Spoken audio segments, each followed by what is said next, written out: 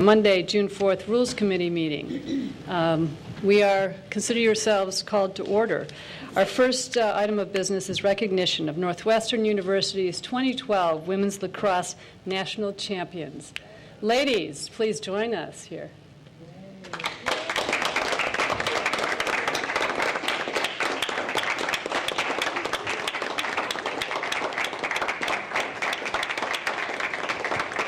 Mayor Tisdall? Mayor Tisdall sits just tonight this way. Thank you. Alderman Grover. This is Northwestern University Women's Lacrosse National Champions Day, June 4th, 2012, in the city of Evanston. Whereas Northwestern University Women's Lacrosse is recognized as the premier collegiate lacrosse program in the United States, and whereas Northwestern University Women's Lacrosse team has again demonstrated its excellence by winning the 2012 NCAA National Championship with an 8-6 victory over Syracuse University on May 27, 2012. And whereas this victory marks the program's 7th national championship in 8 years, they did come in second once, and completes a remarkable 21-2 season for the Wildcats. And whereas the Northwestern University Women's Lacrosse is the only NCAA Division I women's athletic program in Illinois history to win a national championship and is the only Division I men's or women's athletic program in Illinois to win more than 2 national championships since 1990 among the state's 13 NCAA Division I schools. And whereas under the leadership of head coach Kelly Amonte Hiller, the Northwestern University Women's Lacrosse program is an exceptional example of the combination of athletic excellence and academic achievement on the highest level. And whereas the city of Evanston is proud of the accomplishments of the program and the example that these championship teams demonstrate for young women in Evanston and throughout the United States as strong and successful role models. Now, therefore, I, Elizabeth Tisdall, Mayor of the City of Evanston, do hereby proclaim Monday, June 4th, 2012, as Northwestern University Women's Lacrosse National Champions Day in the City of Evanston and commend the women's lacrosse team for its outstanding accomplishment.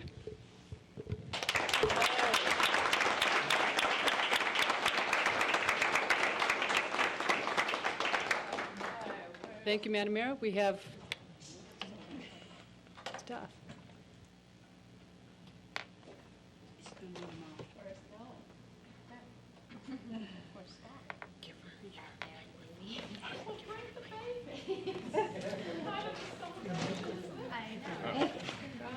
Thank you so much. And this is for you. Champion's hat.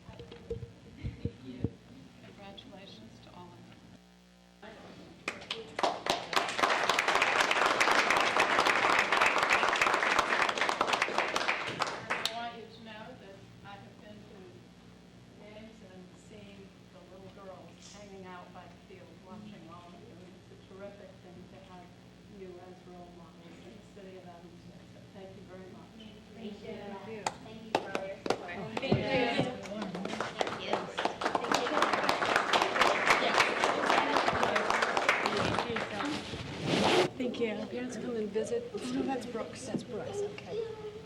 Nice to meet you. If I may, I think it's worth noting at this point that it was 1972, I think I was in 4th grade, that Title IX was passed. And when I was in 4th grade, I was kicking a soccer ball around and playing kickball and softball and wiffle ball. And when I asked to play baseball, they said I couldn't because I was a girl. And I thought, maybe it's not because I'm a girl, maybe it's because I can't play. But 5 years later, I'm at the high school, and this is 5 years after Title IX. And my high school was recruiting for a cross-country team because they had to create teams to match the boys' teams that had been there for a long time.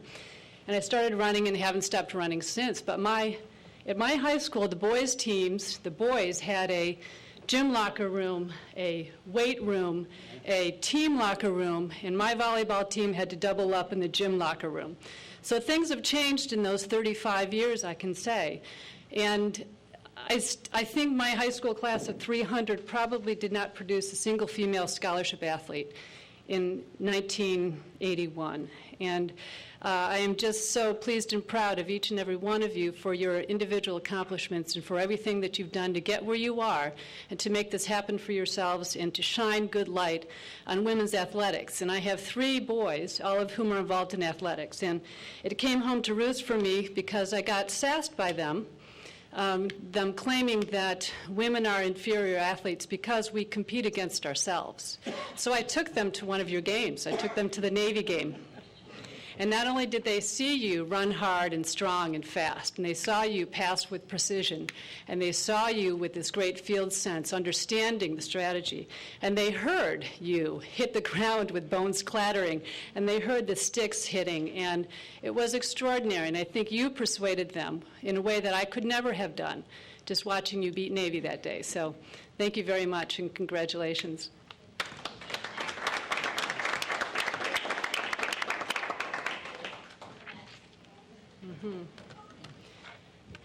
And so we move on to citizen comment. Do we have a sign-up sheet?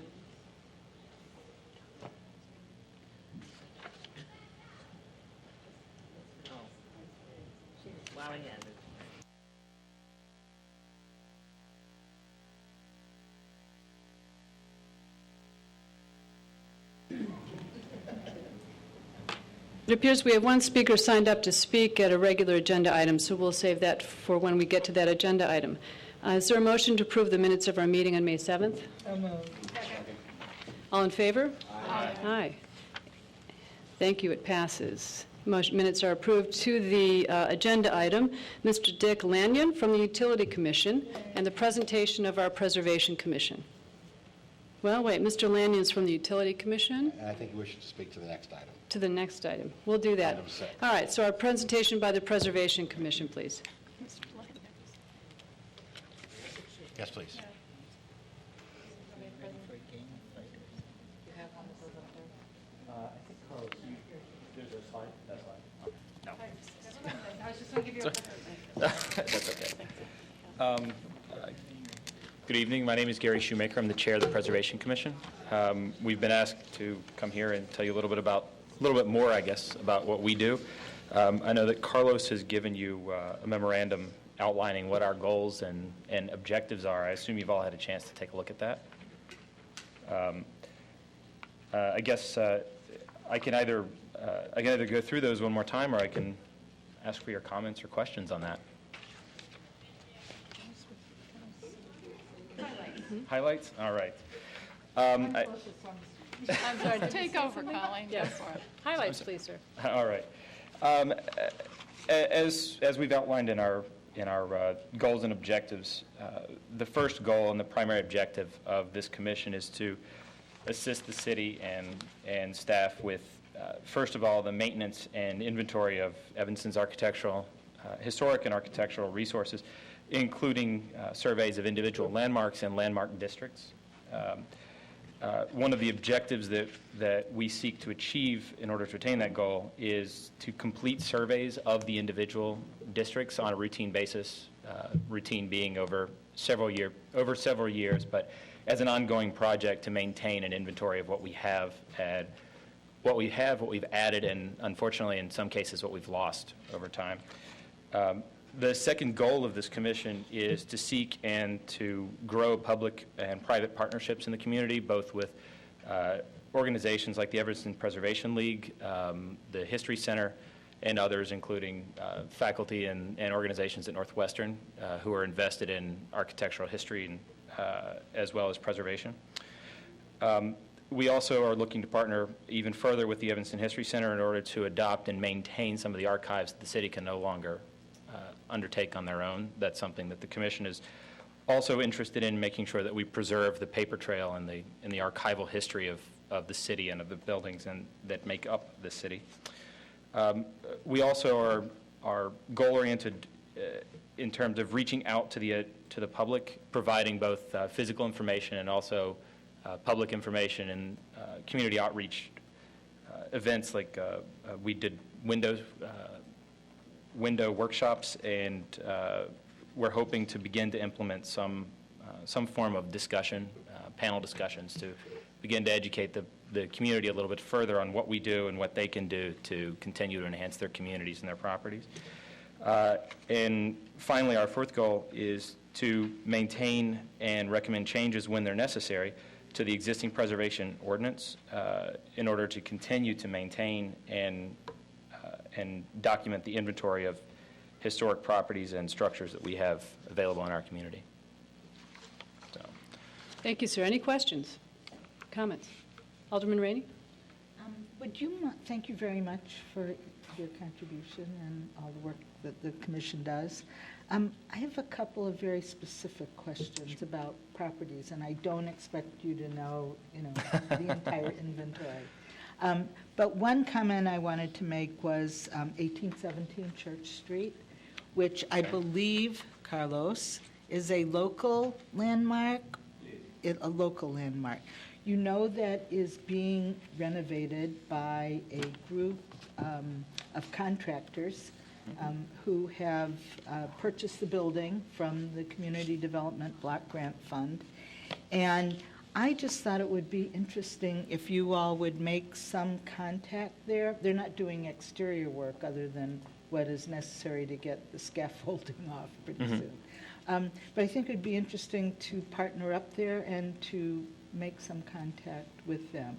Sure. It was a huge deal. We've been trying to get that building productive for about, 8 years, 10 years maybe. I'm not even sure how long. But anyway, I believe it's a huge victory for the committee and wonderful thing for the contractors. It's a co-op, contractor. I think that we saw that project recently, right? Actually ran into one of those contractors at an event, and he was also very complimentary and thankful for the commission's work on that project. They're working on the interior now. But second of all, there's a two-flat at 1111 Hull Terrace in the Oakton Historic District. It's been purchased by Brinshaw for the NSP2 project. And I complained about the delay and how long it took. And I was told, and it's in a local district, maybe it is a landmark in and of itself, but I don't think so. Maybe it is. But I complained about how long it took, and I was told that they had to go through the federal government for historic, blah, blah, blah. But it's all interior work, and I just don't understand what happened there, and I don't expect you to know. Is this 1111 Hall? Hall. I don't think we've seen it. There's no exterior work. No. So it wouldn't have come to the commission. No, it's interior, but they're claiming not to have gone to the commission, but having to go to the Federal landmark, whoever. They've requested tax freezes and things like that. No, then, yeah. I don't believe they did. I don't. But anyway, what I'm asking is, now that I see you, I'd like to ask you if you could find out what happened there and why they had to do that. We can certainly reach out to the owner if we can find out who the owner is applicant Brinshaw. for the construction project was. The NSP2 Okay. project. Okay. Thank you. Anything more? Any other questions, specific or general? All right. Thank you very much to the commission, to the members who are here. This is so much work. Mr. Really, Shoemaker? it's a huge job. Thank you all. You We do a enjoy it. terrific job. Thank you. We appreciate it. Thank you all as well. Mr. Ruiz, did you have something? Thank you, members of the Rules Committee. I will definitely address the question more precisely when I have the opportunity to review, but I'd like to kind of share with you that because it's either in a national register or a national historic landmark, every time a project requires funding from the federal government, It is established by the federal law, not the city, that they need to go through Section 106 review, which is required by the federal government. And I work closely with staff with NSP2, and I have reviewed several of the projects as an advisor to them, because most of these buildings are not landmarks or in historic districts. I believe that I had an opportunity to review at least one of the projects within the historic district, which is federal district.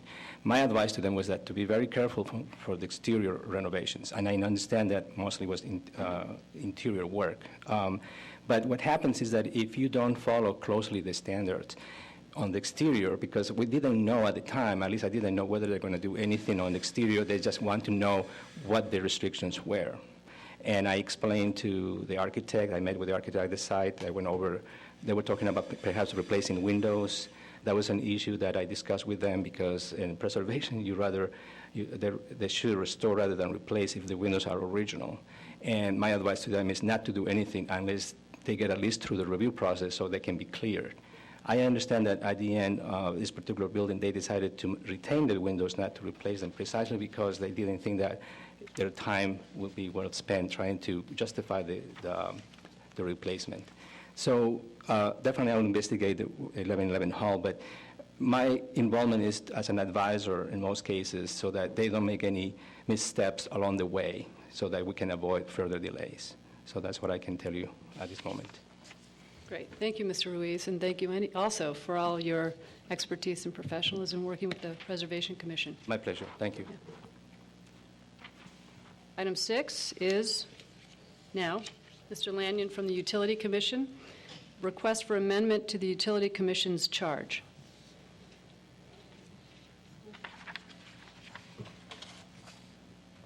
Madam Chairman, Yes, madam. could I just point out that the person about to speak, Mr. Richard Lanyon, is a former 8th Ward alderman. Thank you for bringing that to our attention. Welcome again. Thank you. Make yourself comfortable. Mayor Tisdall, Chair Grover, members of the Rules Committee, Mr. Bobkowitz, thank you for the opportunity to be here, and I think the memo prepared by staff on this matter is pretty succinct. We were here before your committee in February and presented our work plan, and you were very complimentary of our work, and we appreciate that very much. And we did include in that presentation a suggestion for the change in the charge of the commission, but it somehow got left aside, and now we're bringing it back to your attention for consideration. I'd be happy to answer any questions if you... Is there a presentation? No, we were just suggesting a few word changes in the existing language of the ordinance and to recognize our work with the Office of Sustainability. Questions or comments? Alderman Rainey? Madam Chairman and committee members, I would move that we accept the modification of the rationale as they've stated in the document. It's to, and also in addition to add the additional duty, number 8, or letter H, provide assistance to the Evanston Office of Sustainability in the areas of energy efficiency in city buildings and the development of building operating efficiency and water conservation guidelines. Thank you, Alderman Rainey. And there's a second. Any discussion? All in favor? Say Aye. Any opposed? Thank you. Thank you, Mr. Thank you. Rainey. It's passed. Item number 7, what disqualifies appointments to boards, commissions, and committees? That's a good question. Madam Chair, members of the committee, this is a reference from the City Council, came from a discussion regarding, from Alderman Grover, regarding the process to evaluate nominees to boards and commissions. Thank you, Mr. Bobkowitz. I think it's come up a couple times. The mayor has a really solid appointment process, and she's done, by my estimation, a great job at filling out our boards and commissions with folks who are both qualified, interested, and reflect Evanston in a really meaningful way. But it's also come to my attention that it feels as if potential appointees can become disqualified for service on one of our volunteer boards, commissions, or committees for reasons unrelated to their any kind of disqualification set forth in, say, our ethics code. So what I'm proposing is perhaps adding a layer of inquiry to anyone of us who wishes to oppose an appointment to one of the mayor's appointments to a board, commission, or committee, that it be on the basis set forth in our ethics code that would govern members of the committees. That is something that is an actual disqualification and not one that is a supposed disqualification or a rumor of or a dislike or something like that. That the appointment process have the kind of integrity and impartiality that we ask those people to serve with. Alderman Burris?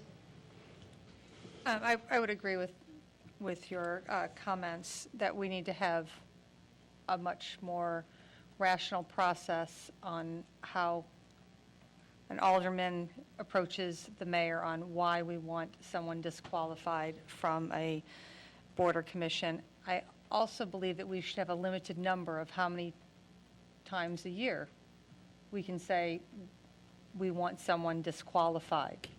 It seems that would be that we can't continually be going to the mayor saying, no, we don't want this person for whatever reason. Even if we're coming up with a long rationale, it would be, I think, make some sense to limit that number for saying sort of a veto power.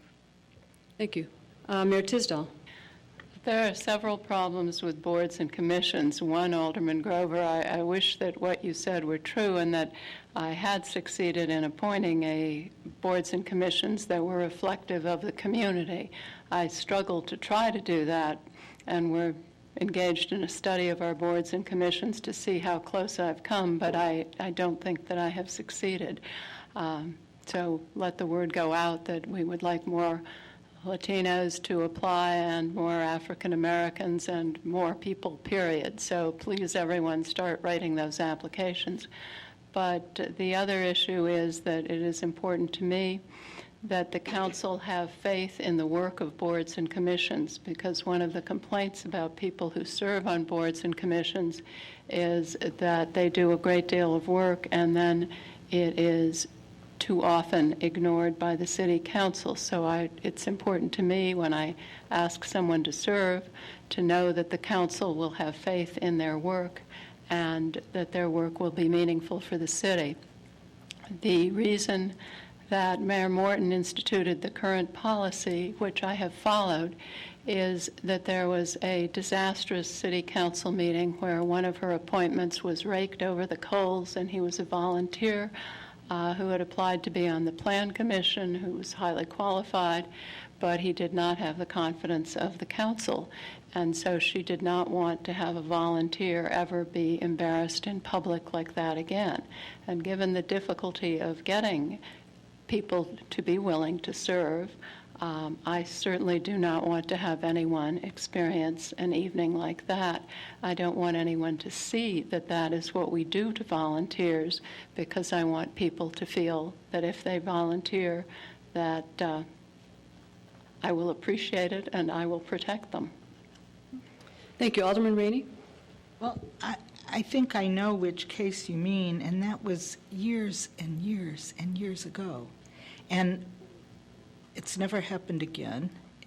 The mayor knew full well at the time that that person was objectionable to a majority of the council and insisted on ramming that person down the throats of those who were opposed. So, every effort was made to avoid that. So that was one thing. That was maybe 10 years ago. I'm not sure how long, but I think it must have been about 10 years ago.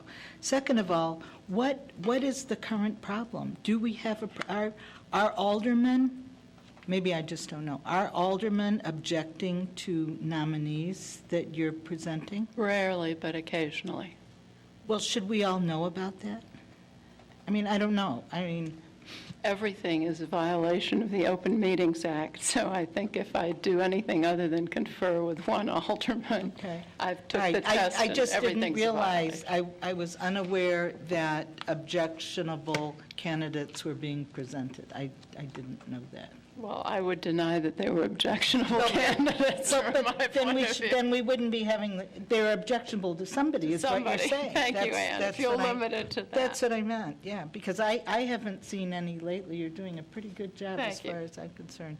But if there really is a problem, fine, but, I mean, what, an alderman can object twice a year to somebody? I mean, I don't understand the parameters of this plan that you have. I think it seems to be working well right now, unless there's something so horrible going on that we're... No, there is No, not. Okay, so why, I mean, something's not broken here. I would agree with you. Okay, let's move on. I mean, Alderman Wilson? this is like doing bylaws. We'll just get bogged down. Well, and perhaps I misunderstood a process. It wouldn't be the first time I misunderstood something, but the appointments are on the agenda, usually on the consent agenda, so I guess to me, it's always open for discussion if somebody has an issue with it. But my interpretation is it's the mayor's prerogative to present whoever she wants to present on the agenda, and, you know, up until that point, it's the mayor's decision. So I guess I'm disinclined to change it too, because of the fact that there is the check and balance, and that we can have a discussion if anyone feels that it's necessary to talk about a particular appointee. But otherwise, if we're going to have some sort of other rule, it's really stepping into the mayor's decision process, and I really don't see ourselves having that, you know, that. We'll move through Council. Alderman Fisk? Yes, thank you, Madam Chair. Yeah, I respect the mayor's process in our rules. I think it's very clear that the mayor has the authority to handle this as she sees fit, and when someone else is mayor, they can make that decision, I guess, and bring it to the Rules Committee on their own. To suggest that someone, and I did object to one appointee, but that was on the basis of a conflict of interest. I saw a very clear conflict, and I raised that concern with the mayor. And I think that's very appropriate. But to suggest that someone might object to an appointee because of likes or dislikes or personal issues, I think does a disservice to the council and our service on the council. So I want to just erase the idea that we take any of that personally. I think we're all much better people and better representatives than that. But I think it's up to us. I mean, if we do see a conflict, to raise it. The other thing I would say is that it's probably going to be much clearer to applicants if, when they read the charge for a various board or commission and read the qualifications, to know whether they're qualified to serve or not. But I think the process is working well, and as I said before, I think this is the mayor's call, and we need to respect her authority on this. Alderman Nguyen? I pass. Alderman Tendem? I'll pass as well. Alderman Burris?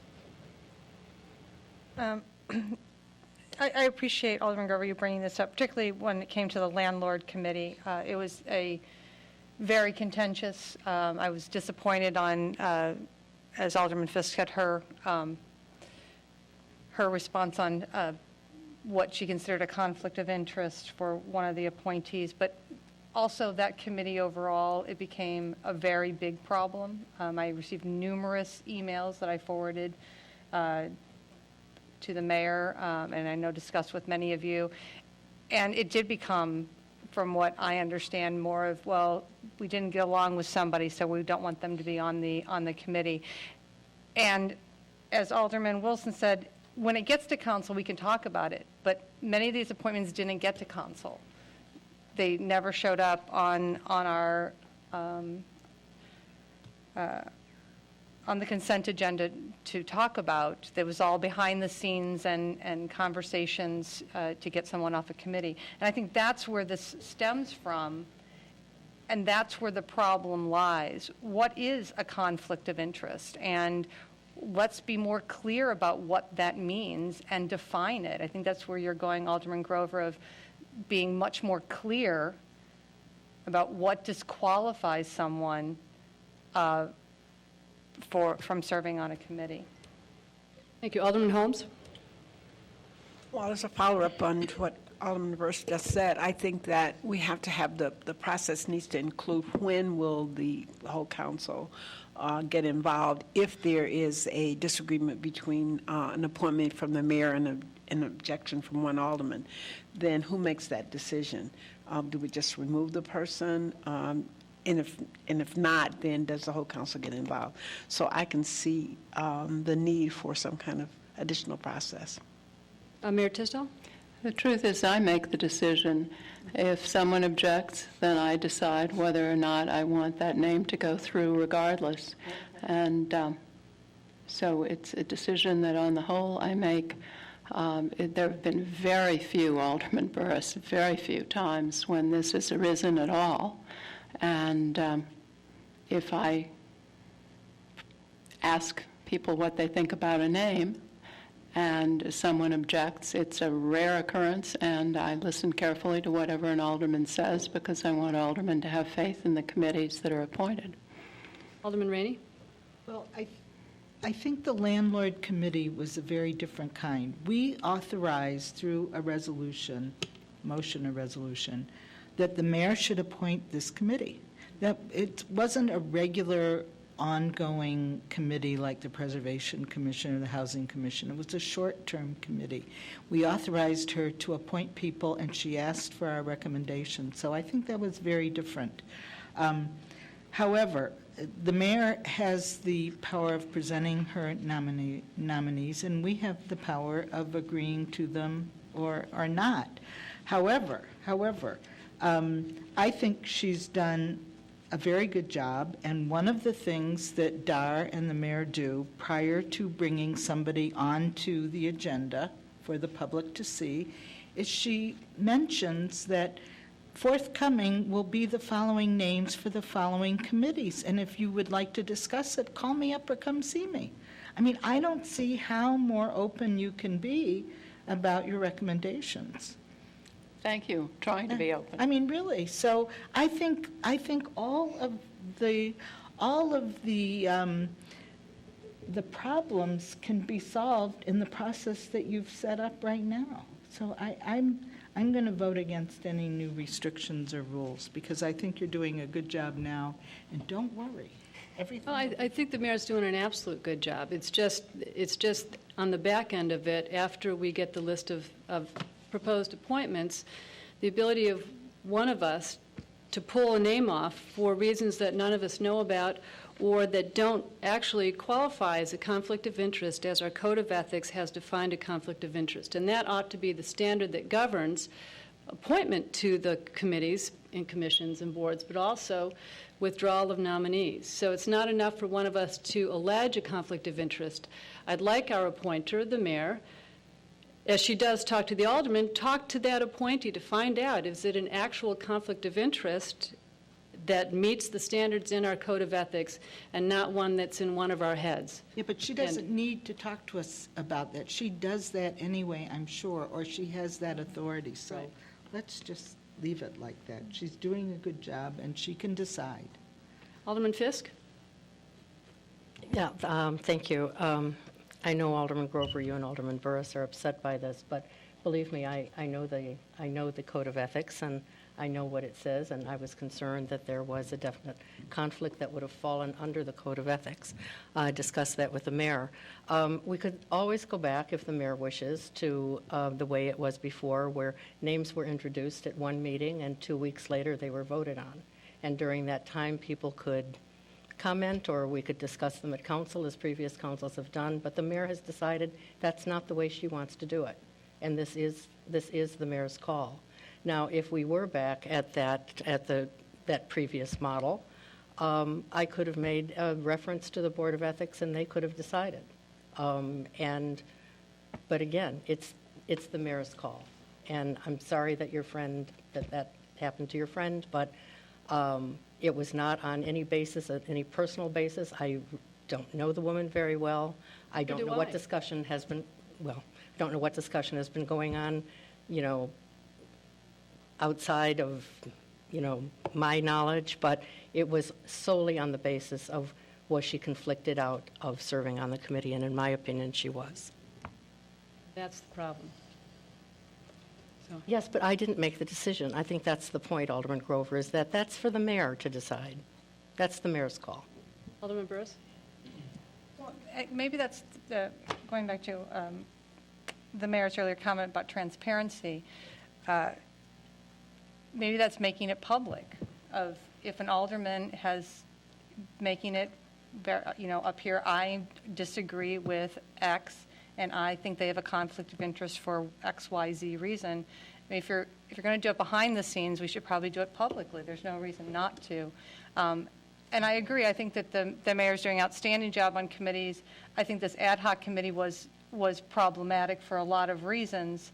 But if we're going to object and not have a clear, this is a conflict, or even if it's a clear conflict, I want to pull this person off and be very honest and open and public about it versus doing it behind the scenes. I think that's what I believe Alderman Grover's looking for as well, and maybe Alderman Holmes, just to be more transparent about how we go about doing this. And I agree 100%. It's completely the mayor's call on who is appointed. Alderman Nguyen? Well, yes, and it is the mayor's call, but I also think the potential damage that can happen when someone's name is presented and there is objection or a potential suggestion of a conflict of interest will have an enormous chilling effect on people submitting to serve. And that's why Mayor Morton, and I think very wisely, Mayor Tisdall has continued that practice, because not everybody wants to have their name, they want to serve, but they don't necessarily want to become a newspaper story. And I think it is the mayor's decision. If someone presents information to the mayor, one of us present information to the mayor saying, I believe there's a conflict of interest, the mayor then can refer it to the ethics committee. Mm-hmm. She's the decision maker. And rather than have it become public, and I was on the council when that name went public, and it was a mess. But I've also been in the situation where Mayor Morton had switched to her new system. There was an objection to someone's name on a committee that I served on, not made by me. The mayor reached out to several of us and on the council, and the objection was essentially erased. I mean, the person who made the objection decided that they would withdraw it. They didn't see a problem anymore. I mean, so that's the point. And then that person went on to serve very ably. So I think that rather than, I think it's an opportunity for the mayor to really exercise the power of the mayor, to be the leader of the council. And if there is a conflict of interest issue, then the mayor can refer it to the Board of Ethics. But I think if we have the potential of having someone's name separated out or held back for more information, people will not submit their applications. Does anyone have an objection at using our Code of Ethics as a guide as to what disqualifies someone, if the mayor is willing to apply that as the standard for? I'm a little upset at the idea that I don't use our Code of Ethics. Yeah. I do. Is it my turn to speak, Alderman? Please. Thank you. It is perhaps perfectly appropriate that today I was engaged in a discussion with a leader of the Latino community asking how I could get more Latinos to serve on boards and commissions, because I feel that I have failed miserably in that endeavor and that they are underrepresented. One of the things she told me is that we had to be more welcoming. This discussion is exactly the kind of reason why we are viewed with some suspicion and trepidation. Alderman Nguyen was absolutely accurate, and I do not think that with my charge to be more welcoming, that I can do that if I can't protect a nominee from a public discussion that might embarrass them. So in my attempt to make sure that boards and commissions are more diverse and more representative of this community, I think I need to be able to protect a nominee. I absolutely agree. Absolutely agree. But I think there's also a slightly chilling effect when nominees to boards and commissions find themselves nominated and then the nomination is withdrawn for reasons unknown to them without an opportunity to perhaps address it directly with you. And I would hope that you would be... They are always welcome to address it directly with me. Alderman Rainey? She does just that. I don't know what we're talking about. This is just getting more and more ridiculous. We're creating problems that do not exist. The mayor lets us know quietly who she might be appointing. Once in 10 years, and then once in the last year, there has been an issue, as far as I can tell. I mean, unless people aren't revealing. I mean, the mayor beat me into submission on a name I thought I didn't really like, but she explained it to me why I should support them, and I did. Graciously. And then you never appointed them, I don't think. Yes, I did. Oh, did you? Okay. I did. But, I mean, there are ways for grown-ups, especially those of us who are elected, to be forthright and serious and contemplate the pros and cons of an appointee, and she gives us that opportunity. I have no idea what she does when she's not sitting here, but it seems to me that this process is working very nicely and that she has all the power in the world to go to the ethics board, to discuss ethics with whoever she wants to appoint, to discuss with whoever on the council she feels might be an issue. I don't see that it's an issue. We have great committees, we have great appointees. I have not heard anybody complained about, other than one individual on the landlord or two individuals on the landlord committee, which is a totally different committee. It's a short-term committee, and you had the power to appoint whoever you wanted. We did not have to approve those people. So I think we should move on. We could beat this to death for another hour, and I think we're wasting time. No, I think we've run out of. Good. Yeah. All right. Thank you for the discussion. This was not an action item. Any new business? I have to tell you that I will miss next Monday's council meeting due to family obligations, so my apologies in advance. Anything else? Understood. We are adjourned. So just